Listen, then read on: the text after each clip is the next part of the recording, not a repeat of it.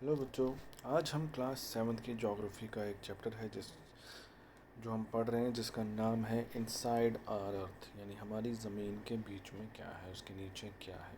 तो ये मैंने आपको इसके बारे में पढ़ाया है कि रॉक्स क्या होते हैं, साथ ही साथ कितने तरीके के रॉक्स होते हैं। उसके बाद फिर हमने एक रॉक के बारे में पढ़ा था जिसका नाम है इग्नियस रॉक्स। फिर उसके भी दो तरह के रॉक्स होते हैं, दो तरह के इग्नियस रॉक्स होते हैं।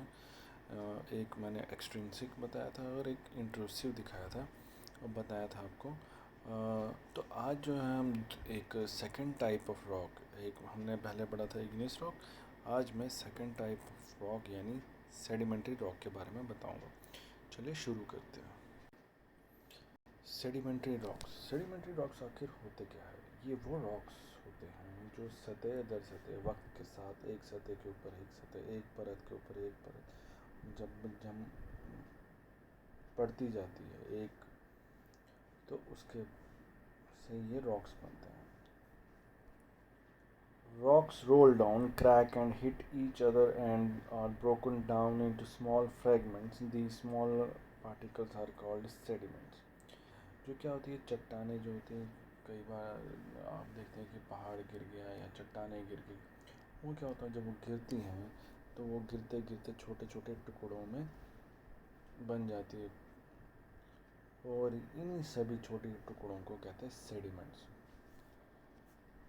These sediments are transported and deposited by wind, water, etc. These loose sediments are compressed and hardened, form layers of rocks.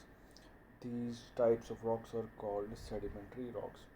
तो क्या होता है जब ये चट्टानें पहाड़ों ऊपर से गिरती हैं, ये छोटे छोटे पीसेस में हो जाते हैं, तो ये क्या हो जाता है, ये हवा पानी के साथ मिक्स होके ये एक जगह पे जमा हो जाते हैं। फिर धीरे धीरे जमा होने के बाद ये मिल जाते हैं आपस में, और वक्त के साथ साथ ये एक पूरा पत्थर बन जाते हैं, जिनको हम बोलते हैं सेडिमेंट्री रॉक्स। कुछ इस तरह से हैं जो आपको पिक्चर में दिखाया है। तो इस तरह से लेयर बाय लेयर बनते रहती है और ये चट्टानें बननी शुरू होती है। For example sandstone from grains of sand, जैसे कि एक एग्जाम्पल है सैंडस्टोन। तो ये किसका बना होता है? ये रेत का होता है। सैंड क्या होता है? सैंड मतलब रेत। तो जो रेत से बने पत्थर होते हैं या चट्टानें होती हैं तो उसको बोलते हैं sandstone. These rocks may also contain fossils of plants, animals and other microorganisms that once lived on them. तो ये जो चट्टानें हैं, इनके ऊपर जो फॉसिल्स का मतलब है जो पुराने जो प्लांट्स या एनिमल्स होते हैं उनकी डेड बॉडीज़, ठीक है, वो दब के इसमें मर गए हैं।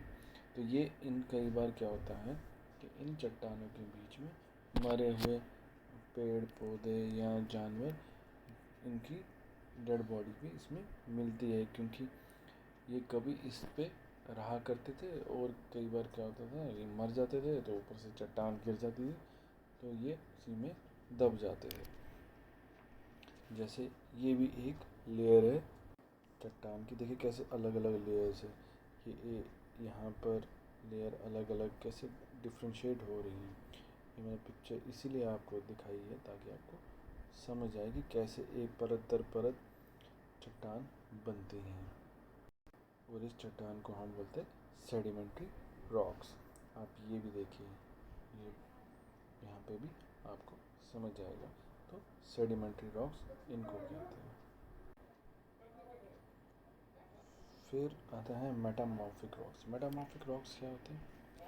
Metamorphic rocks are usually the result of changes in igneous and sedimentary rocks in process called metamorphism, which means change in form.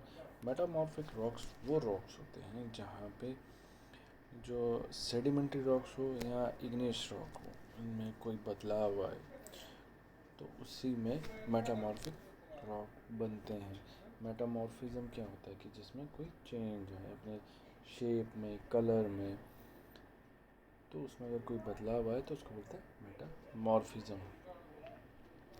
For example clay changes into slate and limestone into marble. जैसे कि जो मिट्टी है वो slate में change हो जाती है, वहीं जो लाइमस्टोन होता है, चूना होता है, वो मार्बल में बदल जाता है। तो जैसे ये है, ये आप मार्बल समझिए, ये भी एक चट्टान है, इसको भी देख लीजिए। मैं आपके लिए जूम करता हूँ, ये देखिए, ये एक तरह की चट्टान है, ये मार्बल समझ लो आप। इन्हीं से मार्बल भी बनते हैं। तो मार्बल एक्चुअल में ऐसे ही बनते हैं, जब किसी इग्नियस या सेडिमेंट्री रॉक जो होते हैं उनमें कोई बदलाव आए, तब ये फॉर्म होते हैं। उम्मीद करता हूँ आपको ये वीडियो यहाँ तक समझ आया होगा। इसके आगे का जो आखिरी टॉपिक है वो मैं आपको अगले वीडियो में पढ़ाऊँगा।